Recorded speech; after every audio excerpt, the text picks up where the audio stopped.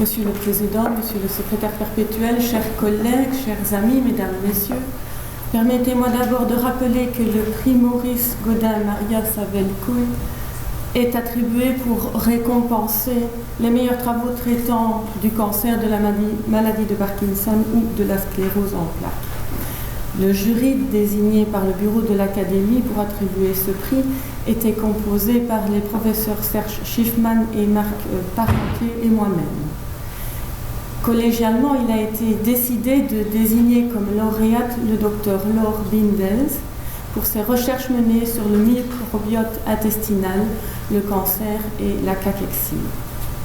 Titulaire d'un diplôme de pharmacienne de l'Université catholique de Louvain en 2008, Laure Bindels reçut le titre de docteur en sciences biomédicales et pharmaceutiques dans la même université en 2013.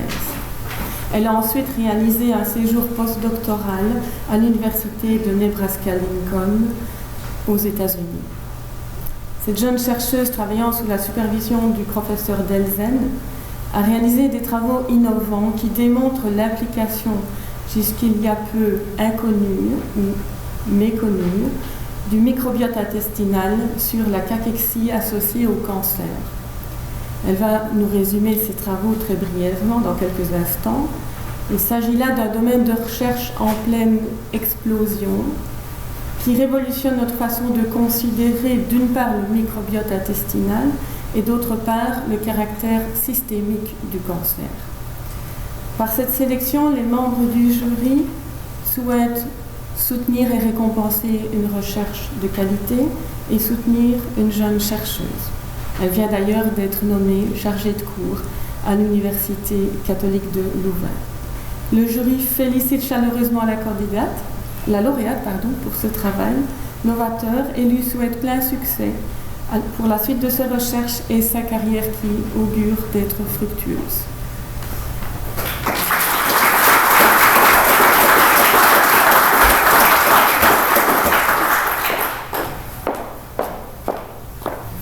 Bonjour à tous. Monsieur le Président, Monsieur le Secrétaire perpétuel, merci beaucoup pour ce prix. C'est avec plaisir que je vais vous présenter très brièvement nos travaux qui portent sur le microbiote intestinal, le cancer et la cachexie.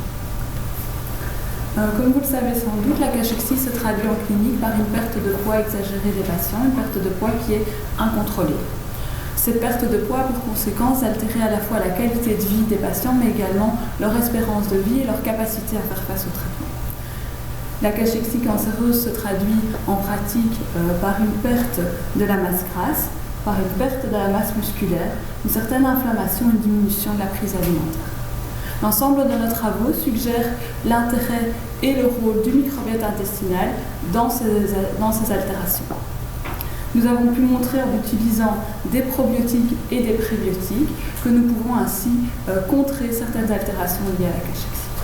Donc les probiotiques sont des bactéries vivantes qui, lorsqu'elles sont administrées en quantité suffisante, peuvent permettre de conférer un bénéfice à l'autre. Vous pouvez aussi envisager d'administrer des prébiotiques. Donc les prébiotiques sont des composés non digestifs qui permettent de favoriser la croissance de certaines bactéries. Et en favorisant la croissance de certaines bactéries, elles confèrent ainsi un bénéfice à l'autre. Je vous ai résumé ici en une slide un ensemble d'études que nous avons réalisées et qui soutiennent donc cette hypothèse. Nous avons utilisé deux modèles murins de cachexie liés au cancer. Donc nous avions un modèle de cancer du côlon injecté en orthotopique et nous avions également un modèle qui mime une leucémie. Nous avons prélevé le contenu séco de ces animaux, nous avons analysé la composition du microbiote intestinal de ces animaux par séquençage à haut débit. Nous avons analysé l'ensemble des résultats et nous avons pu observer une signature bactérienne commune pour ces animaux. Nous avons ainsi pu observer que certaines bactéries étaient augmentées dans les deux modèles et certaines étaient diminuées. On a observé l'augmentation des entérobactériacées, une augmentation de Parabacteroides bolsteni et une diminution de lactobacilles. Ce que nous avons décidé sur base de cette observation est de designer un traitement nutritionnel qui nous a permis de contrer ces altérations. Et donc, voici l'expérience que nous avons réalisée. Donc nous avions 3 groupes de souris, des souris saines, des souris leucémiques et des souris leucémiques qui recevaient à la fois des lactobacilles pour restaurer les lactobacilles et à la fois des prébiotiques qui permettent de diminuer les entérobactéries en favorisant la fermentation bactérienne et donc en créant un environnement, un écosystème qui est défavorable à la croissance de ces entérobactéries. Nous avons observé que ce traitement a permis de toucher différents points de la cachexie. Par exemple, ce traitement a permis de diminuer l'accumulation de cellules leucémiques au niveau du foie, comme vous l'observez ici. Il a également permis de contrer partiellement la perte de masse musculaire induite par la leucémie. Comme vous le voyez ici, les souris leucémiques présentent une diminution du poids du gastrocnemius qui est partiellement contrée par l'administration du traitement probiotique-prébiotique. Et nous avons également pu mettre en évidence dans des études séparées que ce traitement permettait d'augmenter la survie des animaux et d'améliorer leur aspect extérieur. L'ensemble de nos travaux nous permet de proposer à l'heure actuelle un modèle suivant.